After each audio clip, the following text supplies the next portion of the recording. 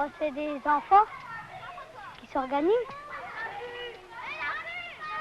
Et y a-t-il comme enfants? Oh ben, de toutes les familles. Des enfants, des garçons. C'est un groupe de garçons. Nous, ils ne veulent pas alors. On ne veut pas d'omelette, non. Parce que ça joue à la guerre. C'est des omelettes, nous.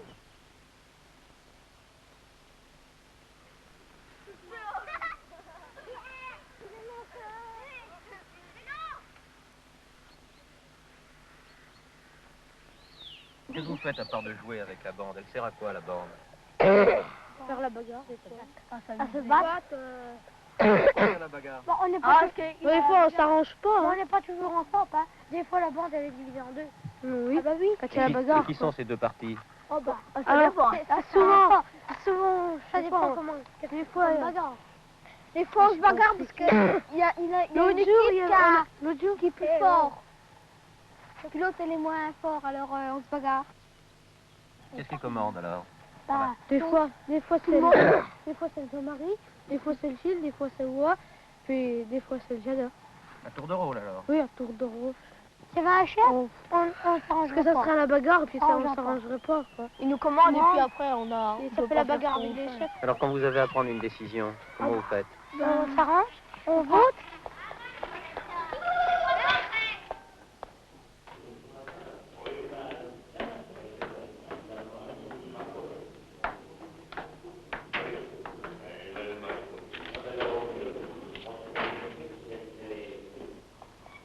Aucun signe extérieur ne signale aux passants la présence des élections.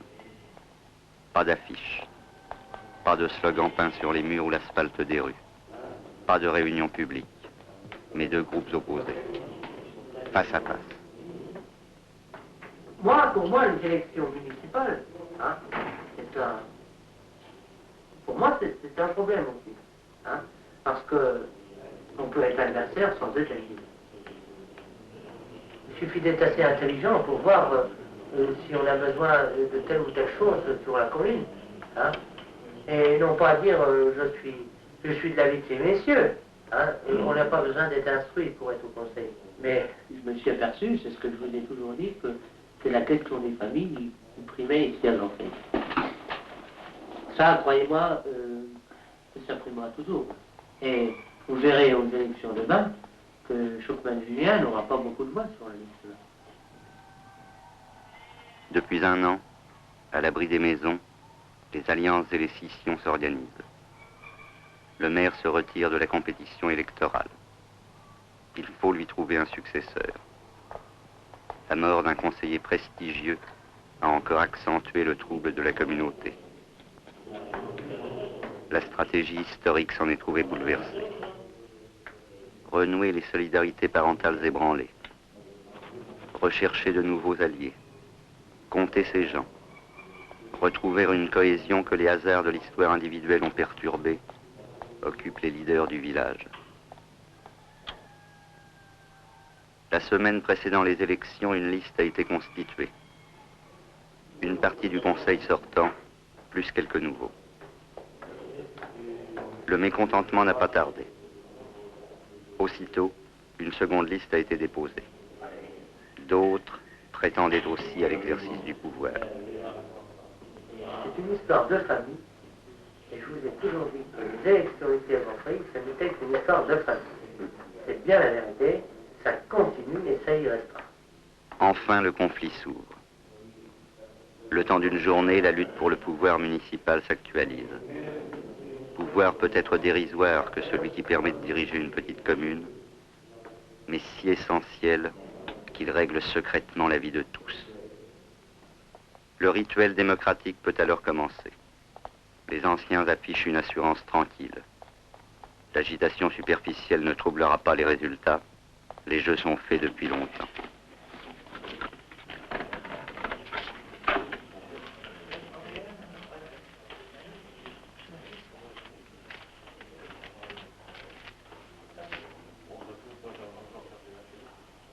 Après, le dépouillement, c'est le plus mauvais.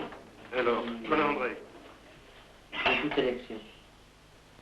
Parce que il se passe des choses qui ne devraient pas se passer entre parenthèses. C'est qu'il y a la critique de celui qui a été battu et la critique de celui qui est... François. Si moi je suis battu, hein, mais Marcel. j'aimerais être battu honorablement. Hein. Colin Rémy.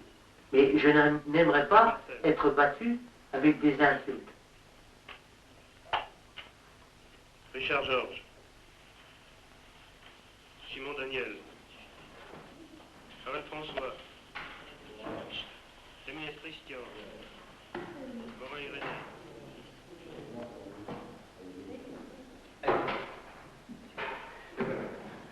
Oh, mais ça, vraiment rien. Oh, merde. Rien, c'est pas de quoi. Hein? Chaque fois, j'ai vu vous voyez pas grand-chose. Je veux dire, c'était aussi, c'est le cœur. Hein?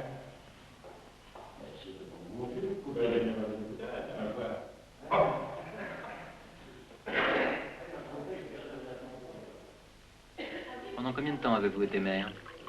Environ 18 ans. De mai 29 à 47, je crois. 18 ans, excepté les années de guerre, 40, où j'étais relevé par Vichy.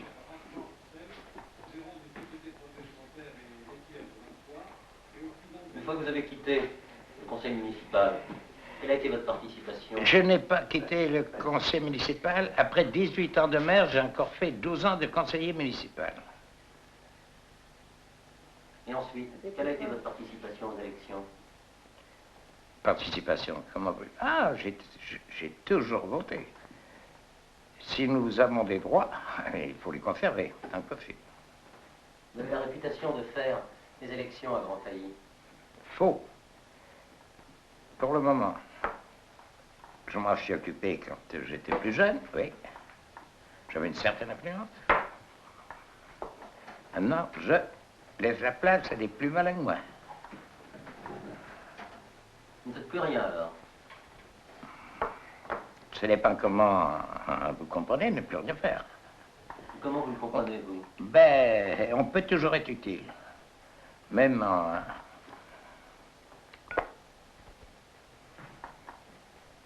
plutôt en dessous, qu'officiellement.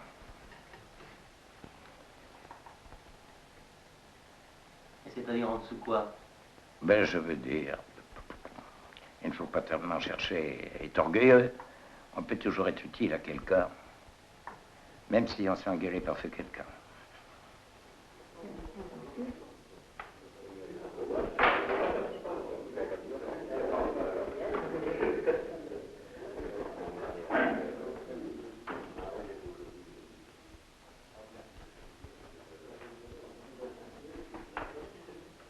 Trois semaines plus tard, les conseillers élisent leur maire et leur adjoint. Je me permets, quand j'ai l'usage de la parole, en tant que maire, de remercier tous ceux qui, jusqu'à présent, m'ont aidé. Je dois vous dire que je quitte peut-être cette place, on peut le dire sans gaieté de cœur, parce qu'au bout de 18 ans, ça marque un homme. Enfin, je pense que celui qui me succédera sera pour mieux.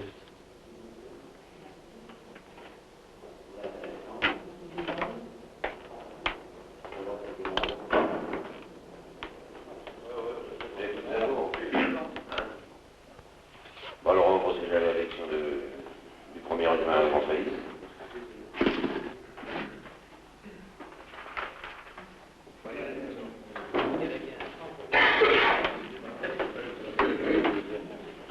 Quant à Jean-Pierre,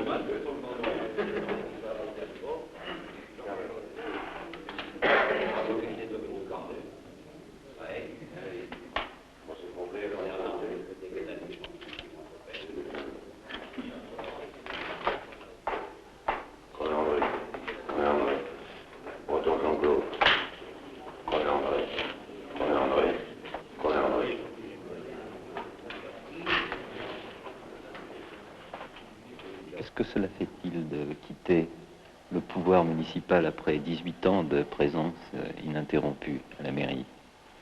Bien, il faut dire que, en fait, ce n'est peut-être pas tellement facile de quitter les fonctions du maire quand on les a exercées pendant 18 ans et qu'on les abandonne de plein gré. En fait, il y a non pas une nostalgie du pouvoir, ce n'est pas vrai, mais quand on constate ce qu'il reste à faire, on se demande dans une certaine mesure si finalement on a raison d'abandonner ces fonctions. Évidemment, il y a des impératifs professionnels qui font que c'est une obligation, plutôt que de mal remplir ses fonctions de maire. Je pense qu'il est préférable de laisser cette place à un autre, qui a peut-être plus de temps, plutôt que de mal remplir ses fonctions. Mais ce sont tous des camarades. Autant sur la première que sur la deuxième liste, je n'ai aucun sentiment, pour dire mauvais, à l'égard de n'importe qui, quoi que ce soit. Nous sommes tous des camarades, nous devons travailler tous ensemble pour le bien de la commune, de notre commune, c'est tout. Je crois que c'est le mieux. À condition que nous restions tous des camarades. Je crois que dans cet intérêt-là, ça marche pas mal, c'est bon. Vous êtes content des résultats des élections précédentes? C'est très difficile à dire. Très difficile. Nous avons un maire très dévoué qui a bien voulu accepter la place pour soulager certains autres conseillers, certains autres, je peux dire, mais il s'est dévoué, je crois, pour la commune, pour rendre service à ses camarades et dans l'intérêt évident de la commune. Quand vous dites ses camarades, qui sont-ils? Ah ben, des conseillers qui étaient susceptibles d'être élus maires. Des camarades, des conseillers, je l'ai bien dit. Pourquoi vous êtes-vous présenté aux élections? Comment? Pourquoi vous êtes-vous présenté aux élections? Ben, c'est-à-dire que je ne pensais jamais être élu maire. Et comme je disais tout à l'heure, surtout, il y a un grand geste de ma part, c'est un geste de solidarité, un geste de camaraderie. Et naturellement, je n'avais pas prévu ça. Malgré tout, je me suis rendu compte que les copains gros cultivateurs, ils avaient beaucoup de travaux à effectuer et qu'ils étaient débordés et que j'ai voulu maintenir la place entre camarades, entre copains surtout. C'était mon grand but. C'était l'esprit de camaraderie que nous avions et que j'avais employé des chemins de fer. C'est ça qui m'a dépassé et que j'ai voulu essayer de soulager mes camarades. Ah, éteins, Meuse, 55.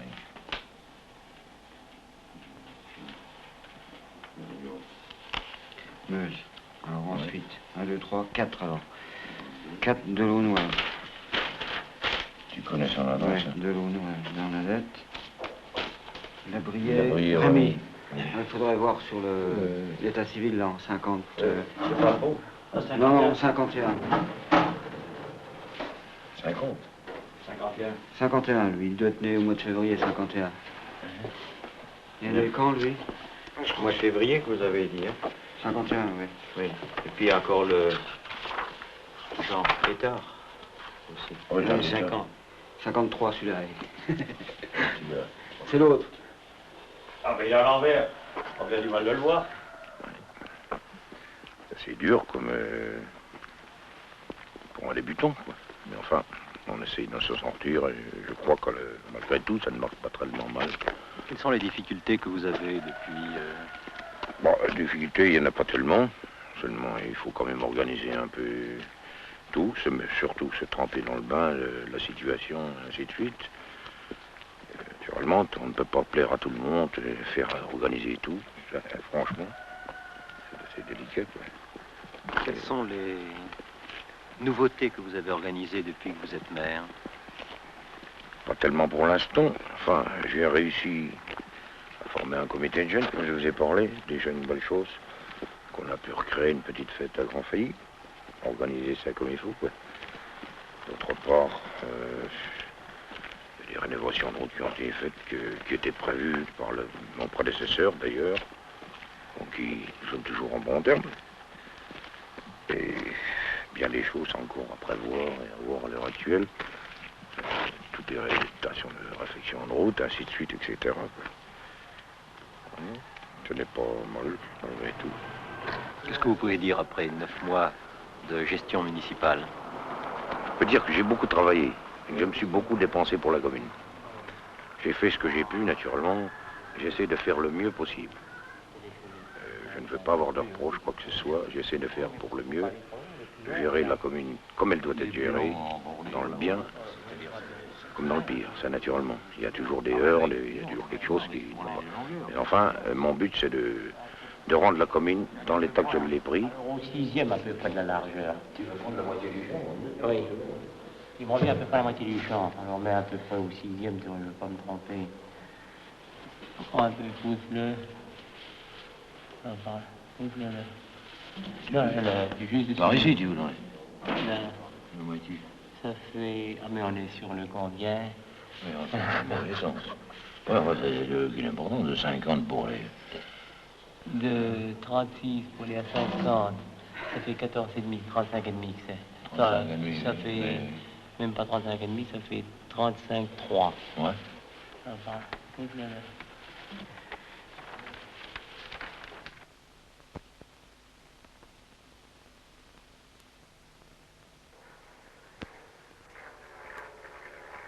Grand Failly, commune du canton de Longuillon, Meurthe-et-Moselle. Au centre d'un plateau échancré de nombreuses vallées, entre les Ardennes et les côtes de Moselle, aux marches de la France, à quelques kilomètres de la frontière belge. Modelé par une très ancienne culture, ce paysage de champs en lanières, de terres et de bois communautaires, offre l'image parfaite des pays de champs ouverts, auxquels les travaux collectifs, les exigences de l'assolement triennal et la vaine pâture ont donné un caractère original. Village-rue, bordé de tas de fumier, la Lorraine traditionnelle est encore présente.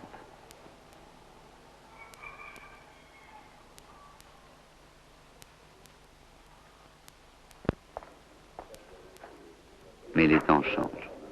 Grand Failly, 309 habitants, 38% d'agriculteurs, 62% d'ouvriers, d'employés, de commerçants et d'artisans. Beaucoup d'enfants de paysans habitent le village, mais le quittent, le matin ou le soir, pour se transformer l'espace de 8 heures en ouvriers.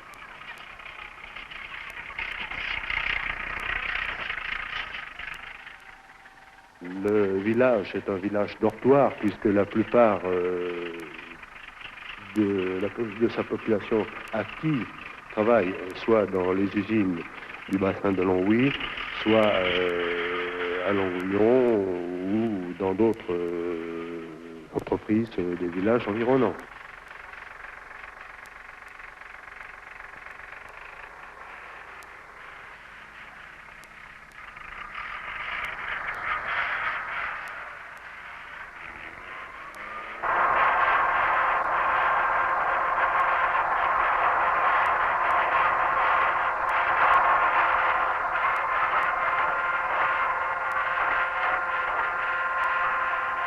La condition ouvrière n'a pas porté atteinte à la forme des maisons.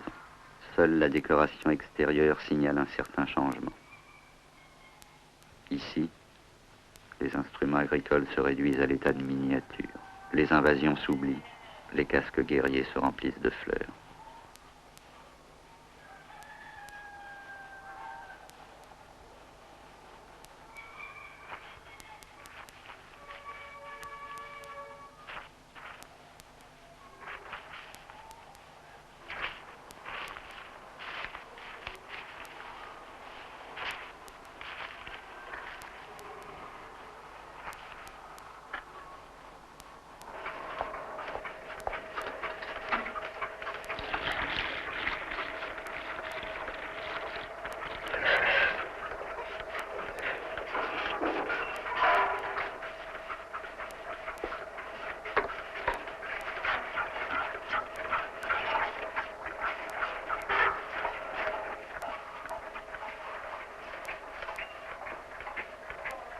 Les conditions économiques du travail agricole se transforment.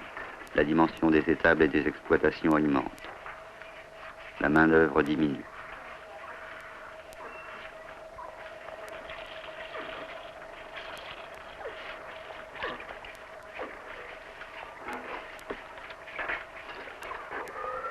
Il faut, seul ou en famille, produire.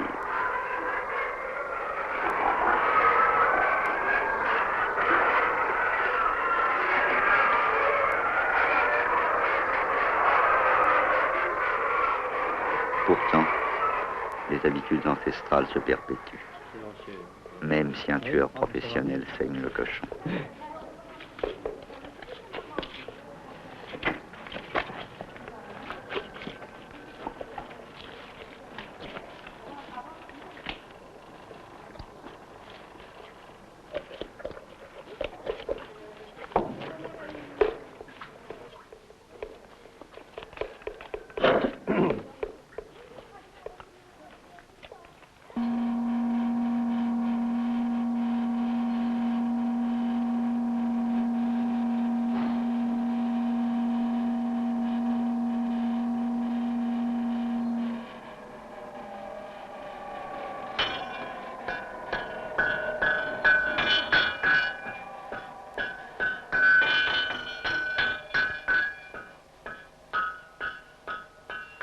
Je suis forgeron depuis 1933.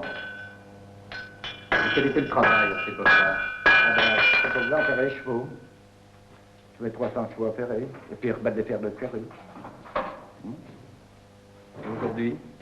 Ben aujourd'hui, tout a changé. Qu'est-ce que vous faites principalement? Ben, maintenant, le principal, c'est la serrurerie, l'eau, conduite d'eau.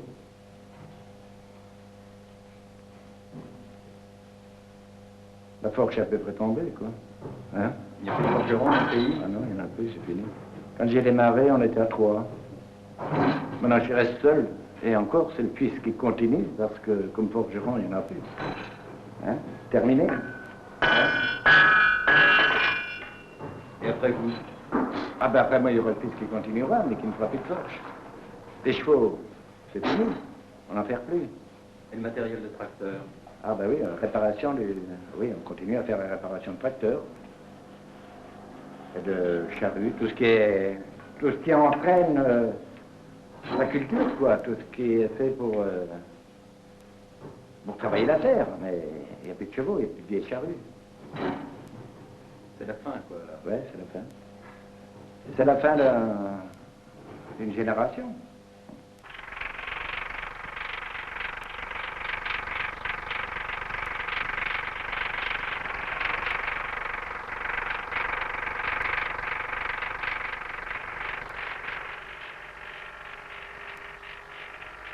Les nécessités de la productivité agricole obligent les paysans à intensifier le rythme de leurs travaux. La vie paysanne n'a plus de morte saison. Aujourd'hui, on prépare les semailles de printemps.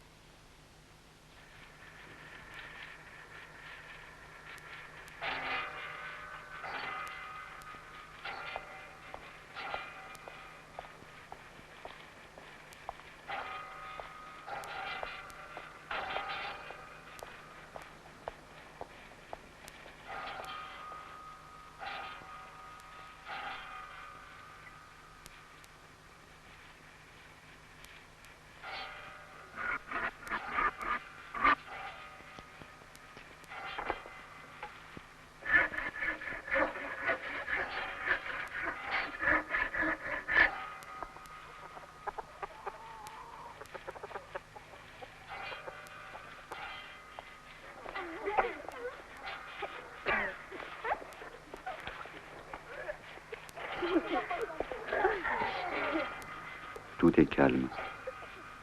Chacun va qu'à ses occupations. Le village s'anime par la seule présence des commerçants ambulants. Chercher le lait, couper du bois, visiter un voisin, La vie s'écoule tranquillement, à l'ombre rassurante des ancêtres. Ben, c'est l'entretien. C'est l'entretien de tout, un peu de tout, quoi. Enterrer les morts? Ah non, non, c'est pas moi. Maintenant, c'est les pompes funèbres qui font tous ces travaux-là.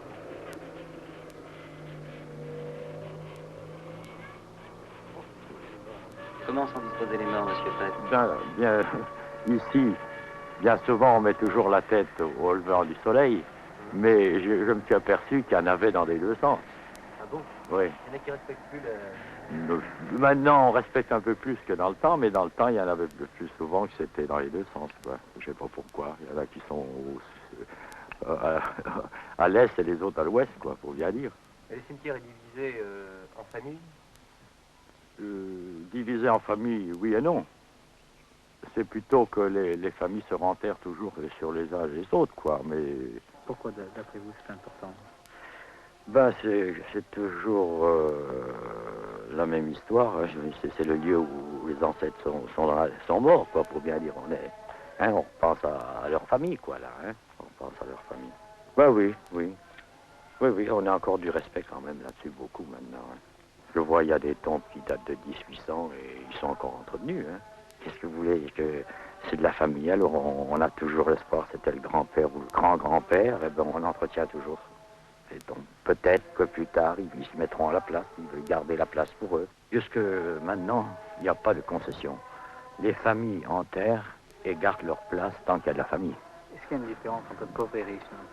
Non, non, non. Peut-être que dans le temps, il y avait peut-être une petite différence avec les pierres tombales, mais maintenant, ça ne se voit plus. Ça ne se voit plus la différence, il n'y en a plus même de différence. Hein? Il n'y a plus de différence du tout. Ah oui, on ne fait pas de détails, là. Plus de détails du tout. Dans la vie vivante, il y a quelques détails. Oui, encore, il ne faut pas se plaindre beaucoup à grand failli. C'est pas encore grave, vous savez. Il y a des pays, c'est encore plus grave que ça. Je pense que tout de même, les familles tiennent encore un grand rôle dans la vie du village. Les structures familiales sont plus importantes peut-être qu'on ne le pense, ou que le citadin ou l'urbain peut le penser. Je sais que tous interpénétraient avec le pouvoir local qui était représenté par le maire, et par l'instituteur, et par le curé du village, mais ce pouvoir local a aujourd'hui disparu. Mais malgré tout, la famille est encore restée, et encore vivante, et a encore sa place dans la société rurale. Quelles sont les causes de ton échec électoral? Tu nous as parlé des responsabilités que tu avais dans la commune, et tu appartiens à la CUMA, je crois, et pourtant tu as eu un échec électoral. Comment tu l'interprètes? Pas un échec électoral à grand failli. Si on est étranger du village et qu'on n'a pas une famille assez importante pour nous soutenir, ben, on va à l'échec tout droit. Ou bien il faudrait être un surhomme. Je pense que c'est ça, c'est le manque de famille dans le village.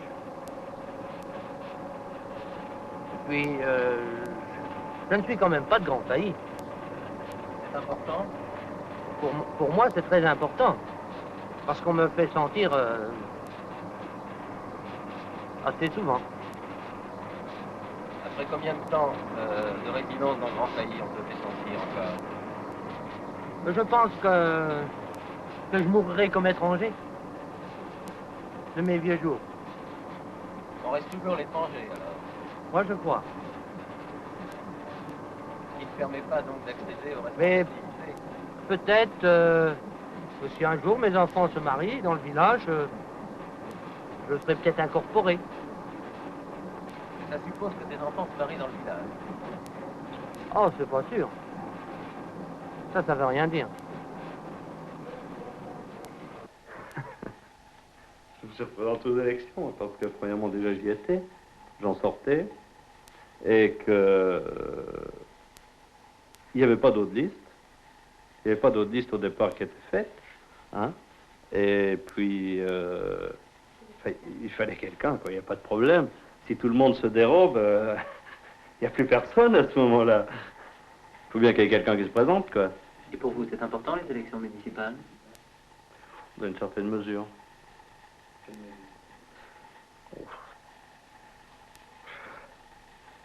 Quelle mesure? C'est-à-dire que la mesure, c'est déjà de... Disons que il y a quelques autres gars qui veulent se présenter et que qu'on juge plus ou moins capable. Sans pour ça dire qu'on est capable, hein. Mais enfin, étant donné qu'on y était déjà et que le maire était parti, il fallait quand même que quelqu'un se représente, quoi. Il n'y a pas de problème, hein. On va faire une liste avec quelqu'un. On va faire une liste fantôme, hein.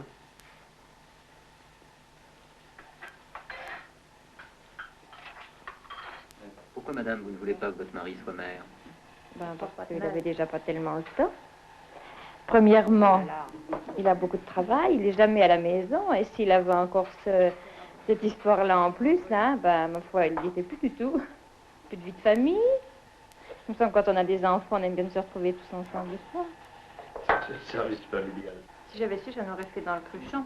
Ah J'aurais fait des Bah oui. à coup. La commune. Ah, ben la commune, Voilà. oui, d'accord, oui. Je sais que je suis peut-être un petit peu égoïste, mais un petit peu soi, non?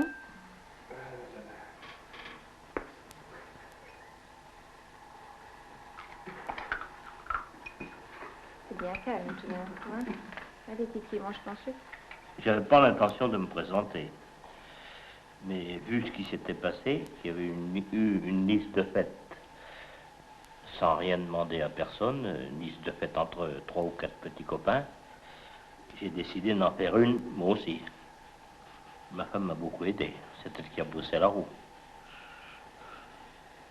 Alors, on arrivait quand même à faire une liste avec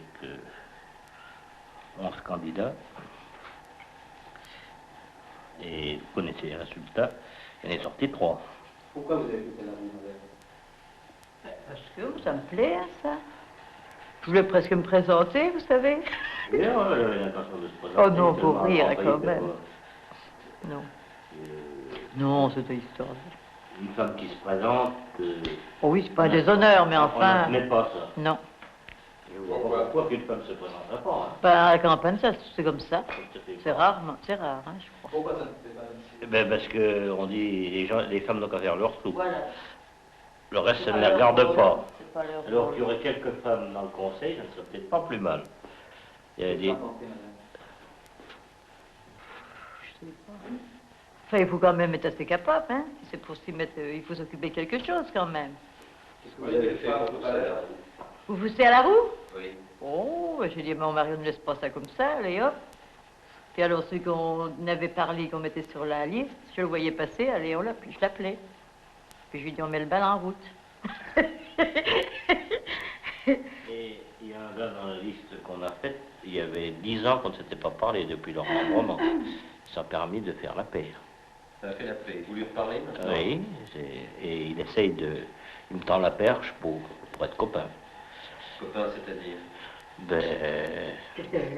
Je lui proposerais de travailler avec lui, il ne me dirait pas non. Acheter du matériel en commun? Oui.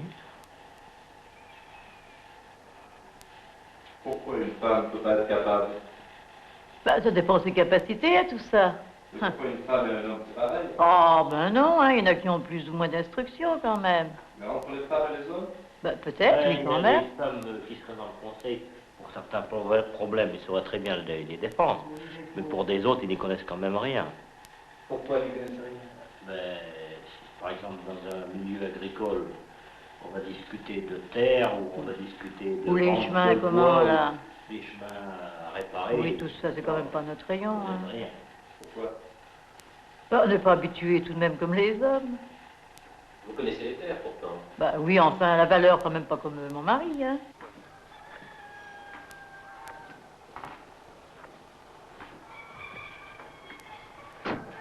Pourquoi ne sont-elles pas présentées? Alors là, j'en sais rien. J'en sais absolument rien. faut demander aux femmes. Franchement, je trouve que c'est pas le ressort d'une femme. Et un homme a plus de temps libre. Je crois qu'une femme a déjà assez de son travail. Enfin, je ne vois pas du tout une femme maire, hein, ici à Grand Failly. Parce qu'une commune se dirige exactement comme une entreprise. Et si une femme peut être capable d'être chef d'entreprise, je pense qu'elle pourrait être maire. Et je ne vois pas ici sur le plan local une femme être maire. Ben pourquoi il n'y en a pas qui ont la possibilité? Non, peut-être pas l'instruction. Ma femme, non. Premièrement, elle n'en a pas le temps. Non, et puis, elle n'a pas les notions de diriger une entreprise non plus. Il faut d'abord savoir diriger quelque chose avant d'essayer de vouloir diriger une commune. Ici, dans un petit patelin. Bon, les plus gros problèmes, c'est encore des problèmes de travaux vicinaux, des chemins, Qu'est-ce qu'une femme peut savoir là-dedans?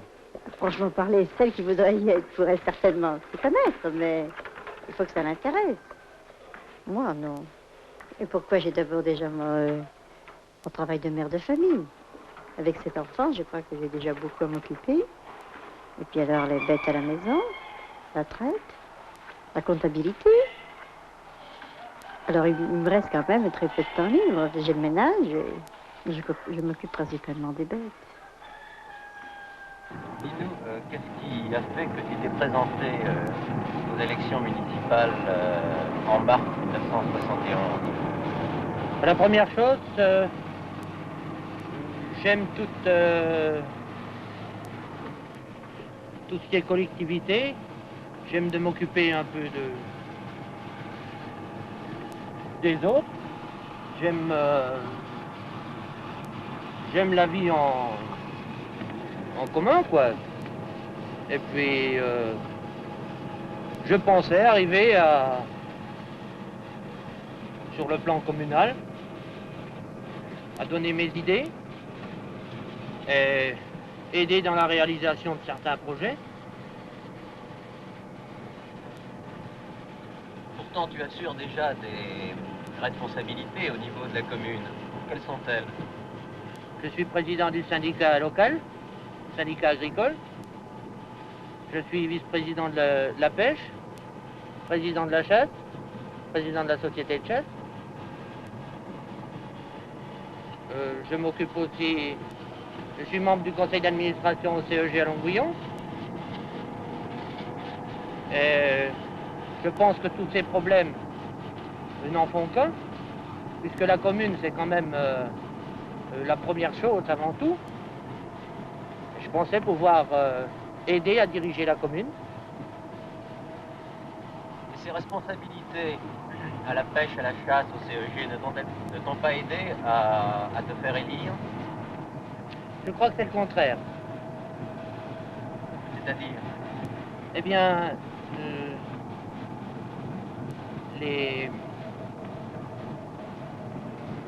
certaines personnes ont quand même...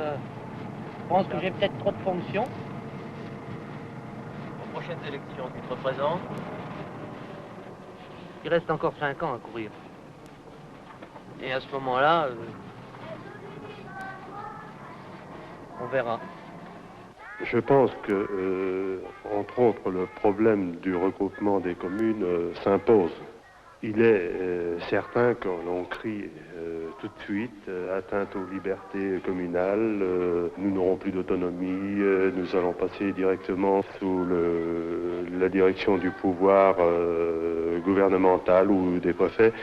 En fait, on peut se demander quelle est l'autonomie des communes actuellement, tant sur le plan financier que le plan de l'efficacité dans les services que doit apporter la commune à ses habitants. À l'avenir? Oh, bah alors là, je pense qu'avec le regroupement des communes, il n'y aura plus de problème. Hein? Là, je crois que là, ça c'est autre chose. D'ici quelques années, de toute façon, il n'y aura plus d'élection de maire et il y aura peut-être un délégué dans la commune et puis c'est tout, il y aura un regroupement des communes. Hein. Alors là, il n'y aura plus de problème d'élection. Vous croyez que c'est pour demain? Oui, certainement, oui. Ça vient. D'ici quelques années, disons d'ici 3 ou 4 ans. D'ici 3 ou 4 ans, je pense qu'on y sera, hein, dans le groupement des communes. C'est-à-dire les prochaines élections ne se dérouleront plus selon les modes anciens. Oui, c'est possible. Enfin, là-dessus, on ne peut pas se prononcer, mais enfin, oui. Il y a de grandes chances. Il y a de grandes chances que ce sera comme ça. Alors vous vous retrouverez dans une compétition avec des communes avoisinantes. Oh, c'est-à-dire que là, de toute façon, on optera pour un centre, pour un groupement, et il y aura certainement, enfin, d'après ce qui est prévu, il y aura certainement une délégation, disons. Et le centre sera quoi? Oh, ben, ici, enfin, je sais pas. Qu'est-ce que ça vous fera à vous, grande famille? D'être regroupés. Au niveau du village? Je sais pas. Ça posera peut-être aux anciens, disons que ça pourra peut-être... je sais pas ce que ça leur fera. Les anciens seront morts. Oui, d'accord, oui. Enfin, pour nous, de toute façon, leur groupement, ça deviendra nécessaire, hein. Étant donné que maintenant, d'après déjà les conditions qu'on nous donne pour l'équilibre des budgets de la commune, hein, Vous y croyez? par la force des choses, C'est-à-dire? ben, si ça arrive, on sera bien obligé d'y croire. 8 mois, 9 mois maintenant. Qu'est-ce qu'on en pense des dernières élections? Non, ce sont les dernières.